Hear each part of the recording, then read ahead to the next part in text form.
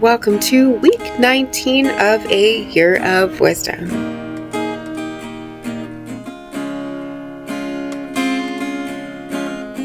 Day 133. Job 13 and 14. My eyes have seen all this, my ears have heard and understood it. What you know I also know. I'm not inferior to you. But I desire to speak to the Almighty and to argue my case with God. You, however, smear me with lies. You are worthless physicians, all of you. If only you would be altogether silent. For you, that would be wisdom. Hear now my argument. Listen to the pleas of my lips. Will you speak wickedly on God's behalf? Will you speak deceitfully for him? Will you show him partiality? Will you argue the case for God? Would it turn out well if he examined you? Could you deceive him as you might deceive a mortal? He would surely call you to account if you secretly showed partiality.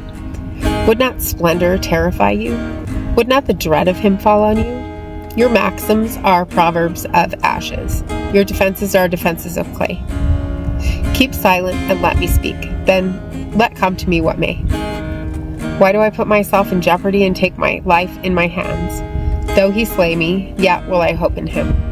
I will surely defend my ways to his face. Indeed, this will turn out for my deliverance, for no godless person would dare come before him.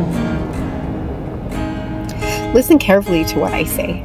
Let my words ring in your ears. Now that I have prepared my case, I know I will be vindicated. Can anyone bring charges against me? If so, I will be silent and die. Only grant me these two things, God, and then I will not hide from you. Withdraw your hand far from me and stop frightening me with your terrors. Then summon me and I will answer, or let me speak and you reply to me. How many wrongs and sins have I committed? Show me my offense and my sin. Why do you hide your face and consider me your enemy? Will you torment a windblown leaf? Will you chase after dry chaff? For you write down bitter things against me and make me reap the sins of my youth. You fasten my feet in shackles. You keep close watch on all my paths, by putting marks on the soles of my feet. So man wastes away like something rotten, like a garment eaten by moths. Mortals born of woman are a few days and full of trouble.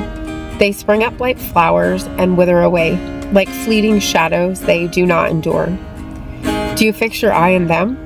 Will you bring them before you in judgment? Who can bring what is pure from the impure? No one. A person's days are determined. You have decreed the number of his months and have set limits he cannot exceed. So look away from him and let him alone, till he has put in his time like a hired laborer. At least there is hope for a tree. If it is cut down, it will sprout again, and its new shoots will not fail. Its roots may grow old in the ground, and its stump die in the soil. Yet at the scent of water it will bud, and put forth shoots like a plant. But a man dies and is laid low. He breathes his last and is no more. As the water of a lake dries up, or a riverbed becomes parched and dry, so he lies down and does not rise. Till the heavens are no more, people will not awake or be roused from their sleep. If only you would hide me in the grave and conceal me till your anger has passed. If only you would set me a time and then remember me. If someone dies, will they live again? All the days of my hard service, I will wait for my renewal to come. You will call and I will answer you. You will long for the creature your hands have made. Surely then you will count my steps, but not keep track of my sin. My offenses will be sealed up in a bag. You will cover over my sin. But as mountains erode and crumble, and as a rock is moved from its place, as water wears away stones and torrents wash away the soil, so you destroy a person's hope. You overpower them once for all, and they are gone. You change their countenance and send them away. If their children are honored, they do not know it. If their offspring are brought low, they do not see it.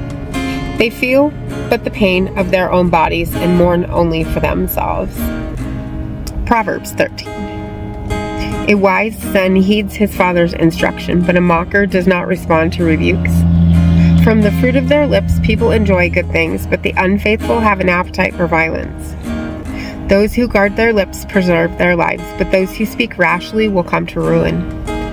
A sluggard's appetite is never filled, but the desires of the diligent are fully satisfied. The righteous hate what is false, but the wicked make themselves a stench and bring shame on themselves. Righteousness guards the person of integrity, but wickedness overthrows the sinner. One person pretends to be rich, yet has nothing. Another pretends to be poor, yet has great wealth. A person's riches may ransom their life, but the poor cannot respond to threatening rebukes. The light of the righteous shines brightly, but the lamp of the wicked is snuffed out. Where there is strife, there is pride, but wisdom is found in those who take advice. Dishonest money dwindles away, but whoever gathers money little by little makes it grow. Hope deferred makes the heart sick, but a longing fulfilled is a tree of life.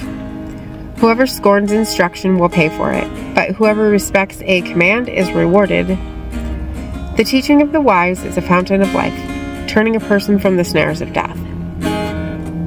Good judgment wins favor, but the way of the unfaithful leads to their destruction. All who are prudent act with knowledge, but fools expose their folly.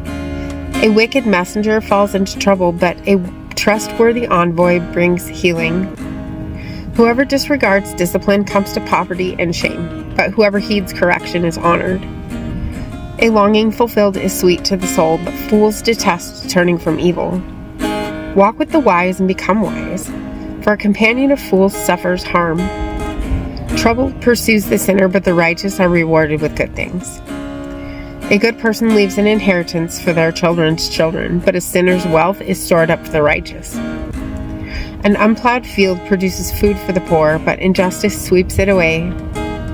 Whoever spares the rod hates their children, but the one who loves their children is careful to discipline them. The righteous eat to their heart's content, but the stomach of the wicked goes hungry. And as always, thank you so much for being here today. And make sure to hit the subscribe there if you haven't already. And I will see you tomorrow for a reading in the NIV. Out of the storm. Maranatha. I'm standing at the crossroads. I'm lost without a clue. I need a big pink neon sign to show me what to do. I thank you, Lord. It glorifies you when you're the only answer. I praise you, Lord, for holding what's too much for me. And I'm amazed by you, Lord, because nothing's too big and nothing's too small to lay at your feet.